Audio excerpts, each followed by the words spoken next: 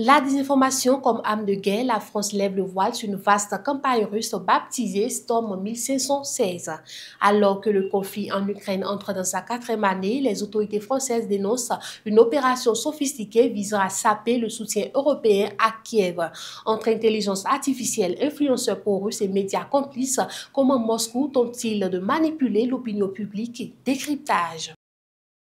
En marge du conflit en Ukraine, une guerre numérique sévit contre la France. Les autorités françaises dénoncent en effet une campagne de désinformation russe sophistiquée. Alors que le ministre des Affaires étrangères Jean-Noël Barrot s'inquiète des actions du Kremlin contre les alliés de Kiev, 20 minutes fait le point sur cette campagne baptisée Storm 1516. Quelle est l'ampleur de cette campagne? Viginum, l'organisme français de lutte contre les ingérences numériques étrangères, a passé au crible cette campagne connue sous le nom de Storm 1516. Il en ressort que près de 80 opérations de désinformation ont été menées entre fin août 2023 et début mars 2025 par des acteurs russes, ciblant principalement le gouvernement ukrainien et les pays soutenant l'Ukraine.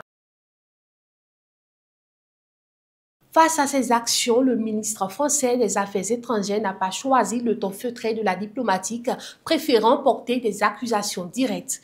Le débat public européen est pilonné par des campagnes de désinformation menées par des acteurs russes et relayées notamment par l'extrême droite américaine, a déclaré mardi Jean-Noël Barrot. Le mode opératoire Storm 1516 que nous avons mis à jour a visé les élections législatives anticipées 2024 en France, a-t-il ajouté, exhortant les plateformes qui sont au courant à agir. Chacun doit être vigilant face à ces ingérences numériques étrangères, a-t-il également souligné. Quelles conséquences sur le débat public? Selon Viginum, dont le rapport sera publié ce mercredi matin, le mode opératoire est particulièrement complexe, adaptable et efficace pour diffuser des narratifs anti-ukrainiens et anti-occidentaux auprès d'audiences occidentales. L'organisme estime que cette campagne représente une menace importante pour le débat public numérique à la fois en France et dans l'ensemble des pays européens.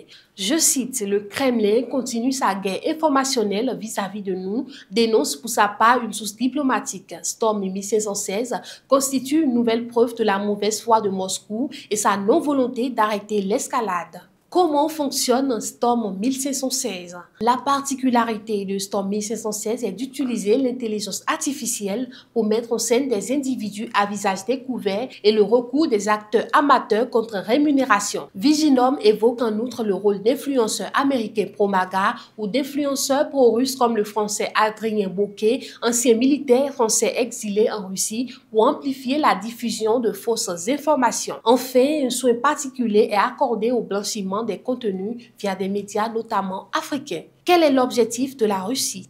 Avec ces actions, la Russie veut se donner un avantage supplémentaire en Ukraine.